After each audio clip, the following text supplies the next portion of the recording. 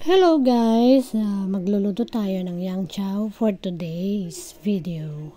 So, yan po ang ating leftover beef at nilagyan natin ng 1 egg and then I put garlic salt on the egg.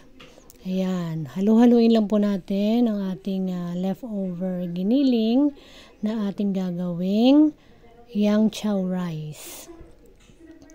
Yan, nilagyan lang po natin siya ng isang itlog para magkaroon lang po ng added ingredient, di ba? Added texture sa ating gagawing fried rice. Okay, tatakpan po natin yan para mas maluto pa ang ating itlog. Para siguradong luto ang ating itlog, cover it for 1 to 2 minutes. Simmering lang po, wag malakas na apoy. Yan, nakalimutan ko siyang i-pause yung aking video, kaya habang naka-stop siya dyan, magkwentuhan na muna tayo. Sa fried rice naman po, di ba, marami namang home variety dyan Pwede kayong kung ano-ano ipaglalagay nyo sa rice nyo nasa sa inyo yan, kung ano mga isasangkap nyo sa inyong fried rice. Be creative na lang po kung ano po yung meron, kung meron kayong leftover, de okay. Kung meron kayong maidadagdag pa para mas maging masarap, mas appetizing ang inyong fried rice, why not? Maglagay kayo ng mga garnish nyo like yung dahon ng sibuyas kung meron kayong available. O kaya naman, pwede rin namang mga parsley, ganyan. O ayan na nga po at naluto na ang ating itlog. So halu-haluin lang po natin uli ng ma-well incorporate sila sa isa't isa yung mga ingredients na nandyan. So after nyan, lalagay na po natin ang ating leftover rice. Yan, yung galing sa ref. Yung matigas-tigas na rice. Yan kasi ang mas bagay sa paggawa ng fried rice. Yung mga leftover rice, yung mga matigas.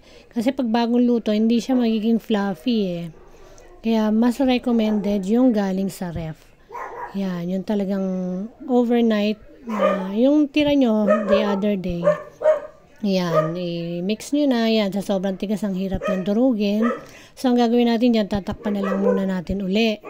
Para lumambot at mas madali natin siyang mahalo-halo.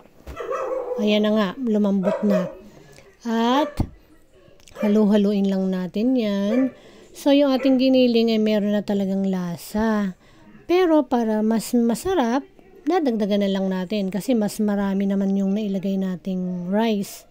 So, kailangan nating dagdagan ang ating pampalasa. Yan, Knorr seasoning. Anuhin nyo lang, sprinkle nyo lang. Kayo na bahala kung gaano karami ang inyong gusto ilagay. Basta ako, siguro nasa 2 kutsara yan. Kasi depende yan sa dami ng kanin na gagawin ninyo. Ngayon, depende sa inyo kung okay na sa inyo yung lasa nung natira nyong ulam. Kung ayaw nyo na dagdagan, nasa sa inyo yun. Pero ako dinagdagan ko kasi nga marami yung rice ko. Baka tumabang na masyado. O, diba? Ayan, halu-haluin nyo lang hanggang sa mag-combine na talaga sila yung mga ingredients na nandyan. Pwede nyo rin po itong lagyan ng siomay yung pagkatapos nyo ng maluto, just like sa chowking, di ba? Meron silang toppings na ganon. Discarte nyo na yan kung gusto nyo rin lagyan ng egg on top, sunny side up egg on top.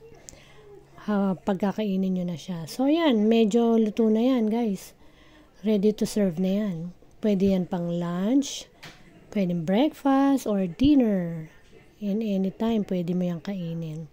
So napakadali lang. At lahat ng ingredients ay mga leftover lang, di ba? Guys, so magluto na tayo ng fried rice. Okay? Ayan na siya. Pwede na kayong kumain. Pwede na tayong kumain, guys. Let's eat. Thank you for watching. See you on the next vlog. Bye-bye. God bless you all. See ya. wouldn't wanna be a. O, diba? Yummy. Yummy, guys. Mag-fried rice na rin kayo. Go na.